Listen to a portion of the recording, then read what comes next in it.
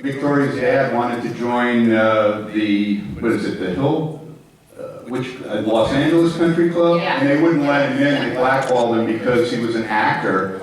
And so he sent them prints and a letter, and said, I'm no actor and I have 64 films to prove it, so let me play golf. They didn't let him in. Yeah, they didn't let him in. Your dad had such a range, but when it came to this movie, he really went through an intensive interview process with DeMille. I think it was like a 4-hour interview and so on and so forth. And what was it you think that DeMille saw or inspired him to cast your dad? Because I know Burt Lancaster was up for this, and then Steve Reeves, before the Hercules movie, was in the mix. How did DeMille choose your dad for this? Well, one of the reasons he chose my dad was every DeMille project, he and his team did exhaustive research on how they wanted everything to look. And one of the things that they referenced and looked at were the Renaissance paintings, the great masters, and their interpretations of Samson and Delilah. And my dad was a beautiful man and looked like the people in those Renaissance paintings. And I think that helped him in this situation. But also, DeMille had seen some of my dad's post-World War II work, My Darling Clementine, and especially Kiss of Death. And they spent a little bit of time together.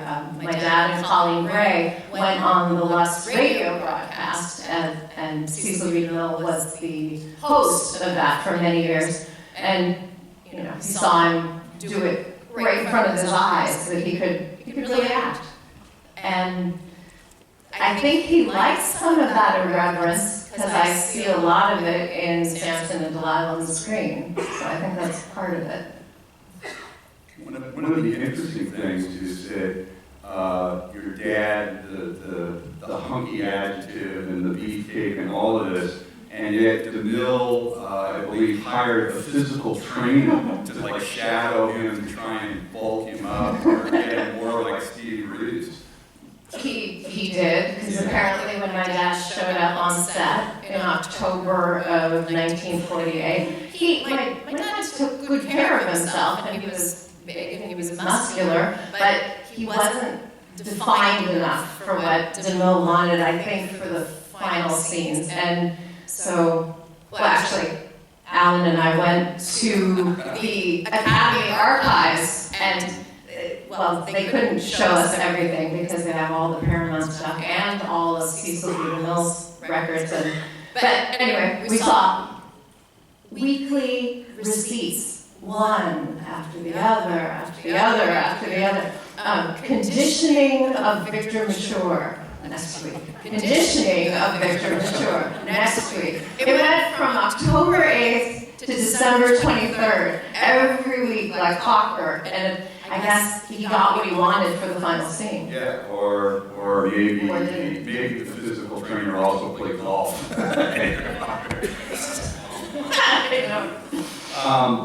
So your dad started out. Give us a thumbnail of his career, how he got to Hollywood, and after he got to Hollywood, he went back to the stage. Give us the thumbnail from Louisville, Kentucky onward.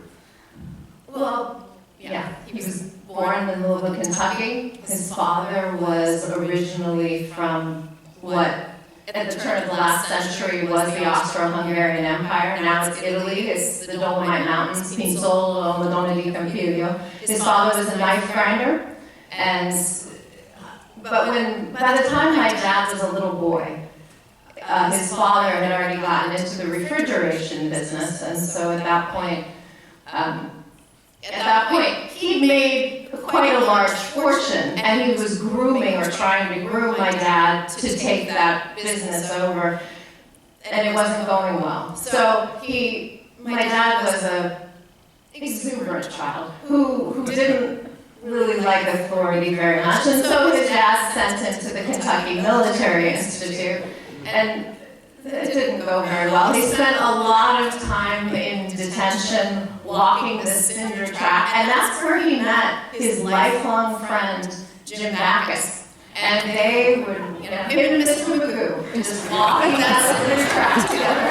Now, didn't Jim Backus, when you were growing up with your dad, didn't Jim Backus used to call the house? Oh, he did. Well, they spoke regularly on the phone because they just enjoyed each other's company. And actually, in, I think, one of Jim Backus's book of memoirs, he has a whole chapter dedicated to my dad, which is very sweet. But yes, he used to call the house and speak to me as Mr. Magoo. So I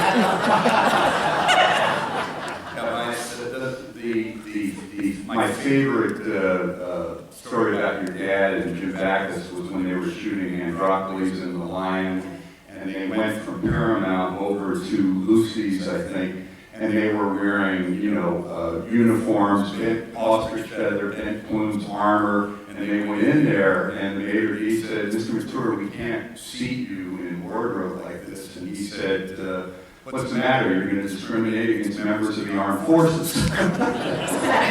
Serviceman? So your dad came to Hollywood, and then Hal Roach. Well, no, he came to Hollywood first. There was the Pasadena Playhouse. Right. My dad decided he needed some training. So he wasn't going to take over the knife grinding business. He owned some other businesses in Louisville. And he sold everything he had, put it in a car, got some friends together to share the gas, and they went across country in a car, came to LA, lived in people's closets and people's yards and tents and things. The Pasadena Playhouse accepted him into their program, and then soon after that accepted him into the company. And he worked with them. He learned elocution, which means he didn't speak anymore with a Kentucky drawl by the time he got a year into the program. And he learned fencing, he learned stagecraft, how to be on stage, how to behind the scenes work, all of it. And he did, I think, about 30 plays from 1936 to 1939 there. And one of the last ones he did was a Van Hecht play. And it was so successful he ended up doing it twice in 2 years. And it was the second production of that caught the attention of Hal Roach Studios. And they sent a car for him. And he remembered, pretty much what he remembered from the meeting was that he got in there, and one of the first things they said to him was, "Well, you're going to have to get a nose job." And he just looked at them and he said, "Well, thank you very much." He got up and he walked out the door. He figured that was that. And then a week later, they sent a car for him, signed him immediately. And his first movie was in 1939. It was The Housekeeper's Daughter with Joan Bennett. And, Adolphe Menjou. Yeah. And he had a small part, but it was juicy because he was in the first opening scene, and then he was he had a great death scene. So that and then came Tumac. Well, and then came 30,000 fan letters to the Hallmark Studios. Then came his first leading role as Tumac. 1 million BC.